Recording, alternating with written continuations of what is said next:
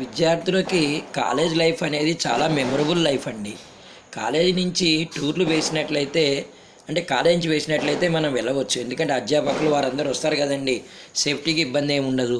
తర్వాత హైదరాబాద్ దగ్గరలో ఉన్నటువంటి అంటే 220 230 కిలోమీటర్ దూరం ఉన్నటువంటి ఉమ్మడి వరంగల్ జిల్లాలో ఉన్నటువంటి లక్నవరం అనేది అత్యంత అద్భుతం అండి. ఆ చెరువు కానీ తర్వాత ఆ చెరువు పైనటువంటి ఒక బ్రిడ్జి చాలా అత్యంత అద్భుతం అన్నమాట. ఇది ఒక వండర్ఫుల్ టూరే అవుతుందండి. అది మంచి మెమరీస్ని మనం సొంతం చేసుకోగలుగుతాం. ఎందుకంటే మనతో పాటు మన తోటి ఫ్రెండ్స్ అనే వాళ్ళు ఉంటారు.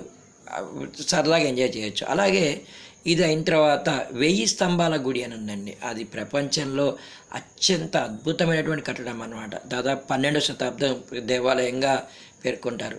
ఈ ఆలయం దర్శనం అనేది చాలా చాలా ఆనందం కలుగుతుందండి. ఇంత చరిత్రాత్మకమైనటువంటి ప్రదేశానికి మనం వచ్చామా అనే గొప్ప అనుభూతి మనకు కలుగుతుంది అన్నమాట. దాని తర్వాత రామప్ప దేవాలయం అని చెప్పి ఉందండి.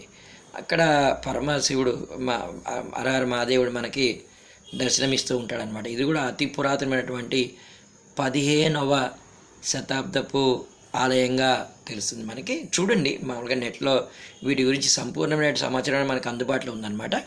అదే దారిలో మనకి వరంగల్లో ఆ తల్లి మాత భద్రకాళి మాత దేవాలయ దర్శనం కూడా మనం చేసుకోవచ్చు అనమాట. అంటే హైదరాబాద్ నగరం నుంచి ఉదయం 5:30 6 గంటలకు కానీ మనం చక్కగా బయలుదేరినట్లయితే మళ్ళీ మనం నైటు 10:30 11 వరకు మనం హైదరాబాద్ నగరానికి చేరుకుంటామన్నమాట.